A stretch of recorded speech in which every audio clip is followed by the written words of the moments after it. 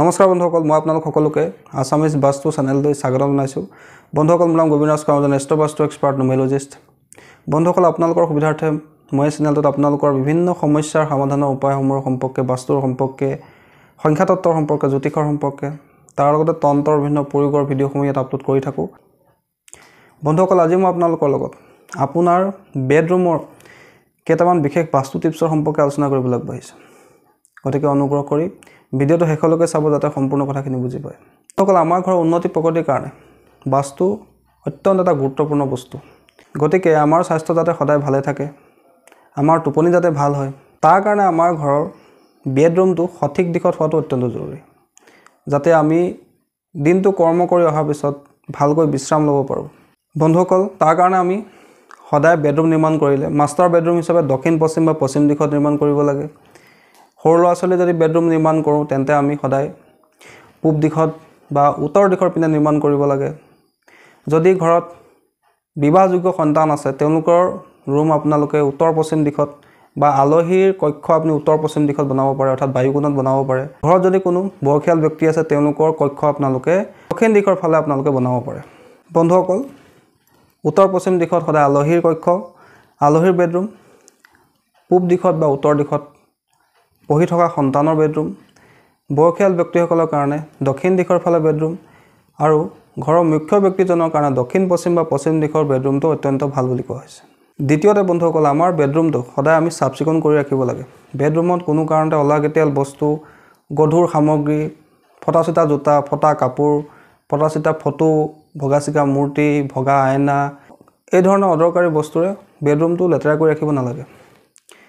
দ্বিতীয়তে, বেডৰুমৰ বিচনাখন সদায় আপোনালোকে বেৰৰ পৰা অৰ্থাৎ ৱালৰ পৰা অকণমান ছাইড কৰি ৰাখিব, যাতে আপোনালোকে বেডৰুমৰ বিচনাখনৰ চাৰিওফালে ঘূৰিব পাৰে। আৰু সেই বেডৰুমৰ বিচনাখন সদায় কাঠৰে হ'ব লাগে। কাঠৰ বিচনাত শুলে বিভিন্ন ধৰণৰ ৰোগৰ পৰা আমাৰ সুৰক্ষা লাভ হয়। তাৰোপৰি বন্ধুসকল, সেই কাঠৰ বিচনাখন বক্স পালেং হ'ব নালাগে। তাৰ তলত কোনো কাৰণতে কোনো গধুৰ বস্তু, বহুত বেছি কিবা বস্তু বাহিনী ভৰাই ৰাখিব নালাগে। এনে কৰিলে টোপনিত ব্যাঘাত জন্মায়, ভালকৈ টোপনি অহাত সমস্যা হয়, অনিদ্ৰা ৰোগো হ'ব পাৰে। তাৰোপৰি সেই বেডৰুমত যদি আপোনাৰ আইনা আছে, আইনাখন উত্তৰ দিশৰ পিনে থাকিব লাগে, আৰু ৰাতিৰ খোৱাৰ সময়ত আইনাখন পাৰিলে ঢাকি থ'ব লাগে। তাৰোপৰি যেতিয়া আপোনালোকে শুৱে, আপোনাৰ মূৰৰ শিতানটো সদায় পূব দিশলৈ বা দক্ষিণ দিশলৈ থাকিব লাগে, অৰ্থাৎ দক্ষিণ দিশলৈ বা পূব দিশলৈ মূৰ কৰি আপোনালোকে শুব লাগে। ৰাতি যাতে আপোনাৰ ভালকৈ টোপনি আহে তাৰ কাৰণে আপোনালোকে বেডৰুমৰ বেড কভাৰখন, গাৰু কভাৰবিলাক হোৱাইট ৰাখিব লাগে, অৰ্থাৎ বগা ৰঙৰ ৰাখিব লাগে। বেডৰুমত কোনো কাৰণতে যুদ্ধ কৰি থকা চিত্ৰ, কান্দি থকা ল'ৰা ছোৱালীৰ চিত্ৰ, ডুবিবলৈ ধৰা জাহাজৰ চিত্ৰ, কান্দি থকা ছোৱালীৰ চিত্ৰ, এইবিলাক চিত্ৰ কেতিয়াও লগাব নালাগে। বেডৰুমত যদি আপোনাৰ পতি পত্নী শুৱাৰ বেডৰুম হয়, তাত আপোনালোকে লাভ বাৰ্ডছৰ চিত্ৰ, ফ্লাৱাৰৰ চিত্ৰ, প্ৰাকৃতিক দৃশ্যৰ চিত্ৰ, বা তাত আপোনালোকে হাঁহি থকা ল'ৰা ছোৱালীৰ চিত্ৰ, ফেমিলি ফটো আপোনালোকে ৰাখিব পাৰে। বেডৰুমত পাৰিলে লেভেণ্ডাৰ, লাকি বেম্বু, মানি প্লেণ্ট ইত্যাদিবিলাক ইনডোৰ প্লেণ্টটো ৰাখিব লাগে, যাতে অক্সিজেনৰ প্ৰৱাহটো ভালকৈ চলি থাকে। বেডৰুমত সদায় খিৰিকী আপোনালোকে উত্তৰ বা পূব দিশৰ পিনে ৰাখিব লাগে, বা যদি অসুবিধা হয় তেন্তে পশ্চিম দিশৰ পিনেও আপোনালোকে ৰাখিব পাৰে। বেডৰুমত আপোনালোকে কাপোৰবিলাক ৰাখিলে চিজিল কৰি ৰাখিব, আৰু জোতাবিলাক কেতিয়াও লেতেৰাকৈ নাৰাখিব। বন্ধুসকল, জ্যোতিষশাস্ত্ৰ অনুসৰি জোতা শনিৰ ৰূপ বুলি কোৱা হৈছে। যদি আপোনালোকে ঘৰত ফটা চিটা জোতা ৰাখি থয়, লেতেৰাকৈ জোতা য'ত ত'ত পেলাই ৰাখে, তেন্তে শনি বেয়া হয় বুলি কোৱা হৈছে। বন্ধুসকল, দ্বিতীয়তে কাপোৰ হৈছে শুক্ৰ, যি আপোনাক পাৰিবাৰিক সুখ প্ৰদান কৰে। যদি আপুনি কাপোৰ লেতেৰাকৈ য'ত ত'ত পেলাই থৈ দিয়ে, ভালকৈ জাপি কুচি নথয়, তেন্তে সেই কাৰণে শুক্ৰ বেয়া হয়, যাৰ কাৰণে ধন টকা পইচাৰ সমস্যা, ৰিলেশ্যনশ্বিপৰ সমস্যা হ'ব পাৰে। বন্ধুসকল, তাৰোপৰি বহুতে বেডৰুমত ভগৱানৰ চিত্ৰও ৰাখে।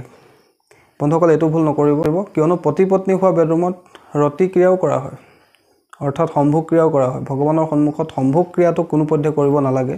সেইকাৰণে কেতিয়াও ভগৱানৰ চিত্ৰ আপোনালোকে নিজৰ বেডৰুমত নলগাব। বেডৰুমত কেতিয়াও আপোনালোকে ইলেক্ট্ৰনিক বস্তু বেছিকৈ নাৰাখিব, ধৰি লওক টিভি, একুৰিয়াম ইত্যাদিবিলাক বেডৰুমত নাৰাখিব। পতি পত্নীৰ যাতে সম্পৰ্ক সদায় ভালে থাকে, তাৰ কাৰণে বেডৰুমত আপোনালোকে এহাল ময়ূৰ পাখি সদায় ৰাখিব, যাতে পতি পত্নীৰ সম্পৰ্ক সদায় মধুৰ হৈ থাকে। বন্ধুসকল, বেডৰুমৰ বিচনাখন কেতিয়াও বিমৰ তলত নাৰাখিব। বিমৰ তলত যদি আপোনালোকে শুৱে তেন্তে আপোনাৰ মনলৈ নিগেটিভিটি আহিব পাৰে, শাৰীৰিক সমস্যা হ'ব পাৰে।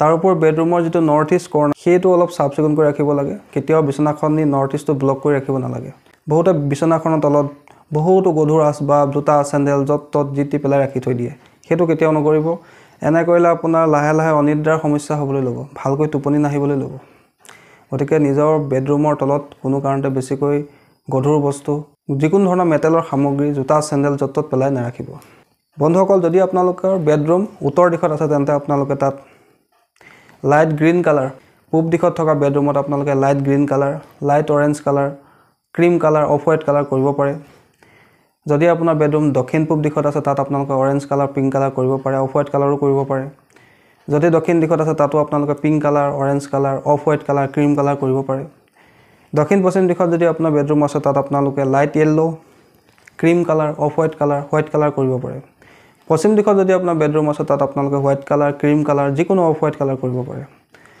উত্তৰ পশ্চিম দিশত যদি আপোনাৰ বেডৰুম আছে তাত আপোনালোকে white colour cream colour off white colour কৰিব পাৰে বন্ধুসকল বহুতে নিজৰ বেডৰুম দক্ষিণ পূব বা উত্তৰ পূব দিশত নিৰ্মাণ কৰে বন্ধুসকল পাৰিলে এই দুটা দিশত বেডৰুম নিৰ্মাণ কৰিব নালাগে কিয়নো উত্তৰ পূব দিশটো হৈছে আমাৰ ষ্টাডি ৰুমৰ দিশ প্ৰাৰ্থনা গৃহৰ দিশ ঈশ্বৰৰ দিশ বুলি যাক কোৱা হৈছে এই দিশত পাৰিলে আপোনাৰ মন্দিৰ বা আপোনাৰ ষ্টাডি ৰুম থাকিব লাগে আৰু দক্ষিণ পূব দিশটো কোৱা হৈছে অগ্নিৰ দিশ এই দিশত কিচেন থাকিব লাগে যদি কিবা কাৰণে আপোনাৰ বেডৰুম তাত থাকে তেন্তে আপোনালোকে সেই বেডৰুমত গোলপীয়া ৰং কৰিব লাগে আৰু সেই ৰুমটোত ময়ূৰ পাখি এহাল নিশ্চয় ৰাখিব লাগে অকল বহুতৰে বেডৰুমতে টয়লেট থাকে কোনো কাৰণতে আপোনাৰ মূৰৰ শিতানৰ ৱালখনৰ লগতে টয়লেট থাকিব নালাগে কিন্তু তাৰোপৰি যদি আপোনাৰ ঘৰখন দুইমহলীয়া হয় তেন্তে তলত যদি আপোনাৰ মন্দিৰ আছে তাৰ ওপৰত কেতিয়াও আপোনাৰ বেডৰুম থাকিব নালাগে এইটো কথা আপোনালোকে ধ্যান ৰাখিব বন্ধুসকল আশা কৰিছোঁ আজি আপোনালোকৰ বেডৰুমৰ এই বাস্তু টিপছ কেইটাৰ সম্পৰ্কে জানি ভাল লাগিলে যদি ভাল লাগিলে অনুগ্ৰহ কৰি ভিডিঅ'টো লাইক কৰি দিব কমেণ্ট কৰিব আৰু মোৰ চেনেলটো ছাবস্ক্ৰাইব কৰিব